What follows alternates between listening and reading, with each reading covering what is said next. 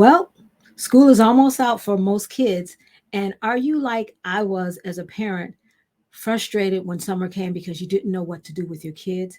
And if you were on a limited budget, that meant even less things that you could do with your kids. Well, if that's you, stay tuned because I have some tips and some suggestions for any budget that will help you keep your kids occupied and busy this summer. Yeah, when summer comes, teachers are like excited that summer's here because they don't have to teach. And parents are like sad that summer's here because now they have their kids with them all day long. And sometimes when you have your kids with you all day long, it can feel overwhelming because what do you do with them? Even if you have a vacation plan, it's only one vacation. What do you do with your kids the rest of the summer? And so as a special ed teacher, I'm going to give you some strategies and some tips on what you can do with your kids. And it's not just for special ed kids, it's for all students because you want to maintain the schedule and the routine for them. So when school starts back, it won't be so hard for them to get back into that routine. So let's go ahead and get started. So the first thing you can do is you can take your child to the library. And if you don't have a library, you can sit at home and read books with them. What you're trying to do is carve out some time, a routine where you sit down and you read to your child. You know the saying that says, leaders are readers, readers are leaders. Choose books that go with their reading level so they won't be frustrated when they're reading. This activity, it helps maintain the reading skills and it also helps them have a joy for learning. I remember my son telling me one year when he was younger, he said, Mom, I hate that you're a teacher. And I'm like, well, why do you hate that I'm a teacher? Because you always have us doing stuff in the summer. But he didn't realize that because I was having him read, that fostered a desire to read. Now he's always reading books. Every time I look around, he's reading self help books. He's reading something because he really enjoys reading. The next one, nature walks and scavenger hunts. Budget friendly, doesn't cost you anything. You can go to your local forest preserve, you can go to the park, and what you're doing is you're taking the kids outdoor to help them explore nature. And you can even create a scavenger hunt list. Put some things down so your kids can go out and find them. They don't just have to be by themselves. They can be with neighborhood kids, they can be with family, friends, and they can just make a scavenger hunt. And what you're doing here is you're helping them to have problem solving skills. You're helping them to be able to solve a problem. Well, where is this located? Well, why is the bird's nest up in the tree? And so you can write out some simple questions and have them answer the questions. And they can also, when they get back home, create a journal, copy and paste a journal for the things that they find. They can put it in category. These are leaves. These are um, insects. So they can put them in categories of whatever that they find. The next one is cooking. Who doesn't love to cook? I used to love to cook with my mom. So cooking adventure, and this is, of course, is going to help with mathematics, with the measuring, and so whatever they want to cook, you can bake cookies, you can make sandwiches, you can even make Jello, whatever it is that you want to cook, that your child wants to cook, encourage them to cook because once again, it's encouraging your math skills, measuring skills, and even independence, practical life skills. And a lot of these can be adapted to your teens or your middle school. So it doesn't have to be elementary students, but it can be the other students also. Number four, arts and crafts. This is something that whatever's laying around the house, left over from maybe when you were making the Halloween costume or maybe Christmas, you got Christmas wrapping paper. It can be clay, materials, anything that's around the house. Open up their creativity.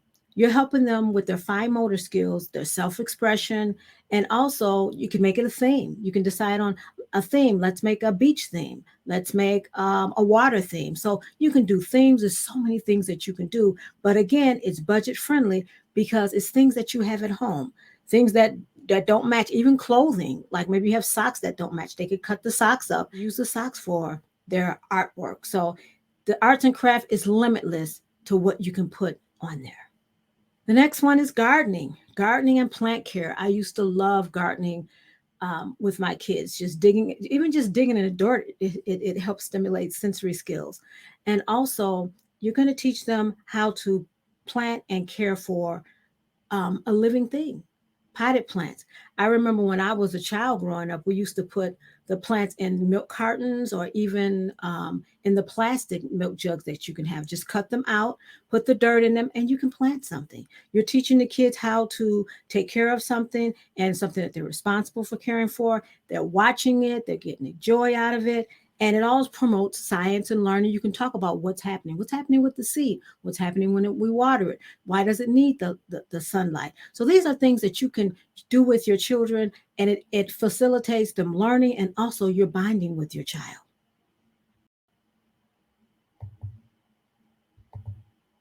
Moving right along, number 6 is outdoor science activities.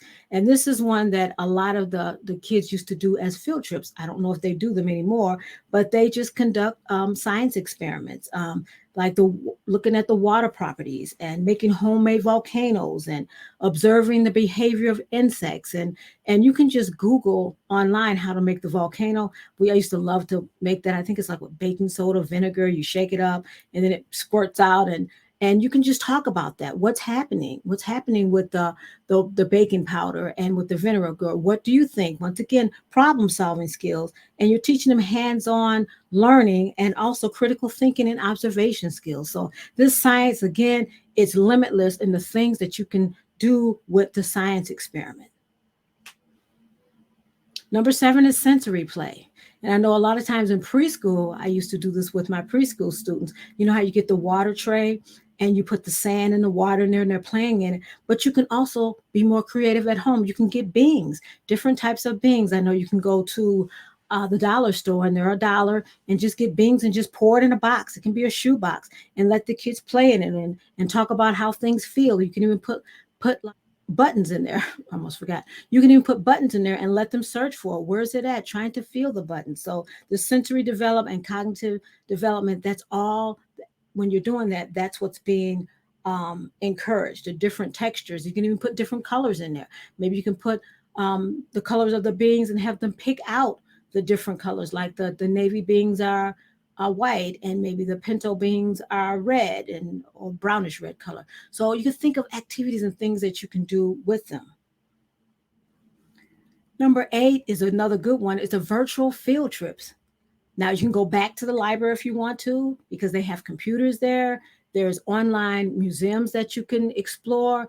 If you just don't want to go to a field, if you just don't want to go to the zoo, or they have days in the summer where the zoo is free. They also have where you can go to farms. So check all of those out. See the things that you can do that's, again, inexpensive because you're on a budget. But the whole point of all of this is bonding with your child and making memorable activities with them in the summer. So right now, if you're enjoying this, if you're getting value out from this, go ahead and subscribe, like, and comment. Tell me what you think. And share this with someone else that maybe they're feeling the same thing that you're feeling, is that the summer's coming and I don't have anything to do with my child. Share this video with them so they can have some ideas. Number 9, physical activities. This is a good one, and the kids do this anyway. You might not have a park district that you can join, but you can also go outside with the kids. You can play baseball. I mean, that was a big thing when my kids was younger, just playing baseball and kickball. Get them out the house instead of just sitting down and playing video games. Give them some physical activity. You can also incorporate music with this to have some music therapy. You can also have some dance in there, just getting them outside of the house and getting them moving. All of this is going to encourage them to move, and it's promoting physical development. It's promoting cognitive development, emotional development. So all of this, when they're doing this activity, when they're actually out there physically doing something. They can be dancing, like I said, it can be music, anything that keeps them going. And it's also a good outlet for energy. So you might want to do this activity right before they get ready to go to bed. So then they're tired. And number 10 is journaling and reflecting.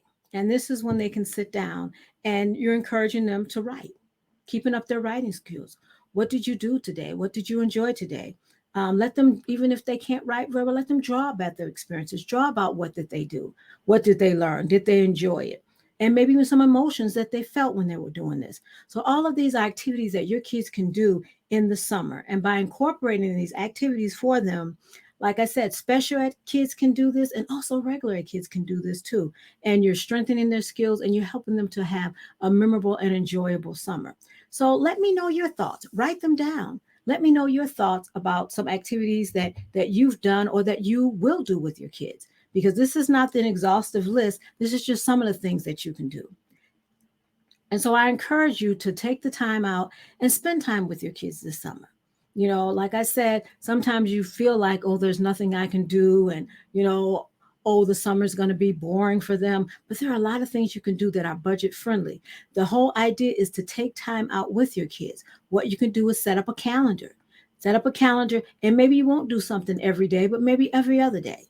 But just set some things up. So, one, you're going to continue to keep the routine so the kids can maintain the routine. So when they start back in the fall, they're used to that and they won't have such a hard time getting back into it. Here's another video that's going to help you as you enjoy the summer with your kids.